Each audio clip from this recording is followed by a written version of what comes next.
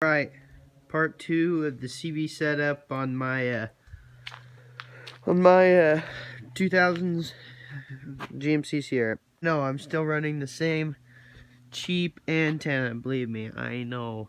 We will be upgrading soon. I have everything ordered to upgrade. Our 18-foot coax here. It's not super thick. I'm not sure what ends are on it, or whatever, but yeah, whatever. We've done some upgrading since you've been in here last, so let's just hop in. Okay. Alright. So as you see, there is no Cobra 29LX in here. Nope. We got a Galaxy DX 44V. You can kind of see it down there. This is a pre-tuned radio. I got it. They had already had it running on 40 watts by itself, and then that wasn't enough, so I went ahead and ordered the, didn't order, but I bought this with it. This white Tornado 225 kicker. Works pretty good. You can see my antenna wire down there is a little sketchy. That's fine, you know. It needs a fan, I can tell you that. It needs a fan. That doesn't need to go in there. But it does get a little hot, so I think if I just got one of those little cheap top fans to go on it. Not a whole lot of settings as far as it goes. It needs mounted. You got your on, off, your low, high, and medium. Your best bet's to stay on high or medium, which I wouldn't even use high because it's no different than medium. Then you got your preamp. Preamp on this doesn't work that good, but well, that's just, you know, for how it works for me. The preamp doesn't work very good. Then up here, I got me an external speaker, President 711SX. It is a good external speaker, and it's got some really good sound comes out of it. I am running in a static microphone. It's a little older, but works very good. A good high-power mic. You're thinking, why do you have all this nice stuff with that junk antenna? Well, I'm not sure. I did already order a good one, though. We'll go into that in a little bit. So, I know they're get this stupid mic cord out of the way. 45 foot long. Here's your on-off. You can already hear noise coming out of it. So you got a blue backlight on your meter here, but red letters. That blue is not factory. Somebody's been in this radio, I'm sure, a few times. Oh, I know they have because they've messed with it, but everything works good. It's wore out, you know. It's an older radio, but it works good. It's got sideband. It's got FM. It's got PA. Here's your sidebands. I'm not sure. I never use any of them because there's nobody ever on them. This is your squelch, is your back knob from your volume. This is your volume. Your mic gain, always want to leave that up. And then your RF gain. I leave it right around there. Your AM, FM, PM, PA. Then you have your beeper, your off, or your dimmer. So basically your dimmer just, yeah, for nighttime driving, I guess. It dimmens that. Doesn't dim the blue backlight, but then you have your high-low band, your 10 kilohertz, I don't know what you actually call it, on and off. Usually leave mine on. When it's on, though, you are a channel behind everybody else. So if you're on 22, on, you're really on 23, but you're on off, you're on 22. So, it's just weird. I'm not sure. But, I usually leave it on 21. You guys around here talk on it. Then you have your noise blank A&L, on and off. You have your E-tone. I never mess with any of that because nobody uses any of that echo or talkback. And then you have your RF power. It works pretty good. The dial for it, basically just how much power you want to put. I'll show you with the dead key here. With the microphone. So, you see, let's see, with our RF power turned off, all the way off, I get a dead key. Pretty low. It's not very good by itself. This is with the amp off too. So there's it with it off, or the RF power down, and then with the RF power, I usually don't have it all the way up, but I usually have it most of the way.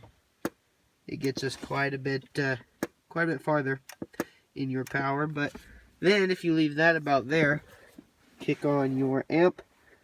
It's on high right now with the preamp off. It's a pretty crazy difference. With just, I mean, that's why these guys are running these crazy amps. You don't really need that to get out there. I mean, this is just a little 225, and I'm getting, I mean, you can see right there. That's just dead key. That is just the dead key right there. And that's not even with the RF power all the way up. You turn it all the way up, give it a little bit more. It's definitely more than I need, but, you know, it's just the way that it is. You're probably wondering what I'm saying on here. So I usually leave it about right there. You never need it more than that. And I'm high, yeah. That was on high, now it's on low, or medium. Not really any difference, because high and medium is pretty much the same thing. Now low does change it a little bit here. Put it on low. Just a little bit, not a ton. So I usually leave it on medium or high. Mostly medium, but dead key's pretty good. It's pretty high on this radio. That's basically it for the radio. I don't know anything more about it. I don't know any of the specifics like most of those other guys do, but this is just when I'm running mobile. I plan on actually turning this into my base station radio because I'm not buying another radio right now. And we'll go look at the tower real quick. First, we'll see if we can get anybody on there. Breaker, looking for a radio check. Anybody out there got their ears on?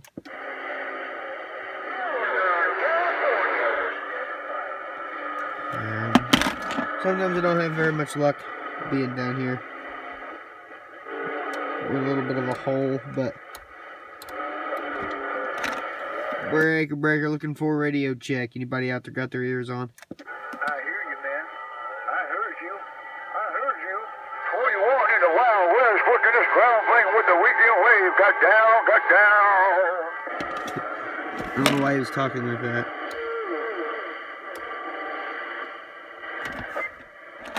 Breaker, looking for a radio check. Anybody out there got their ears on? You just never know. You know the guys around here usually run on 22, which is 21 when I'm on high band, but... Breaker, looking for a radio check. Anybody out there got their ears on?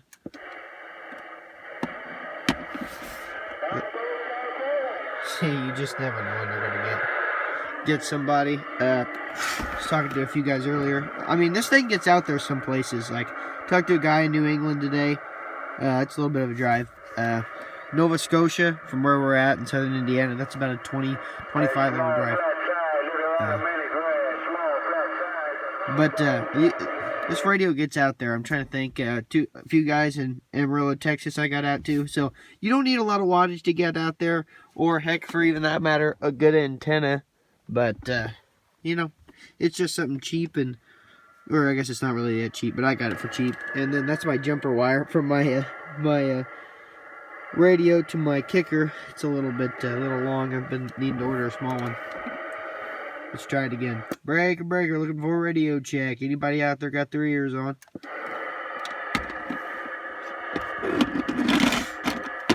Yeah.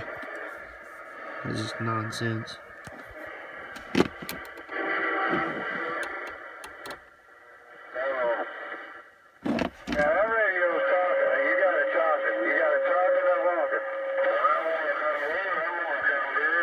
You can hear me. There's some guy with a big old lollipop. Yeah, some guy with a big lollipop. Breaker, looking for a radio check. Looking for a radio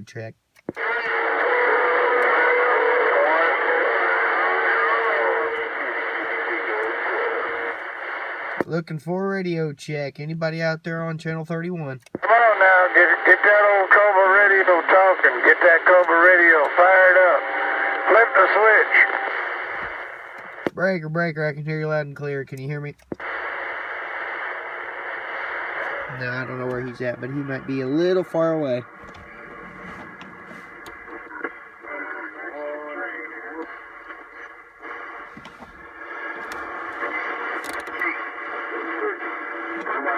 3 o'clock out here in Tucson, Arizona, but that's okay, that's all right. We don't mind Tucson, Arizona. East Coast time. Let's see here. Yep, got it close back. We're good. Breaker out there to Tucson, Arizona. Can you hear me here in southern Indiana?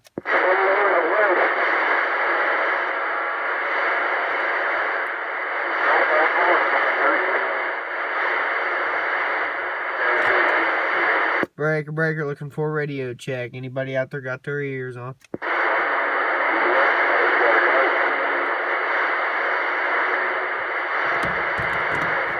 Well, let me drive up there on the hill. I get people that are better up there. I'll prove to you. Didn't have any luck on the hill. I'll put in a clip or a video of me talking to the guys, but it must not be on right now, or I'm not getting out there because this junk antenna piece of garbage. I'm gonna go show you though my pole that I am going to be getting up soon. That's a 30-foot pole or 30-foot tower, and I'm gonna get a maybe add a pole or two more. I'm not sure. Bigger or longer pole, maybe almost 10. It's probably about 6 or 7 foot longer to add. And then I got I ordered a Wilson Trucker 5000 to go on top.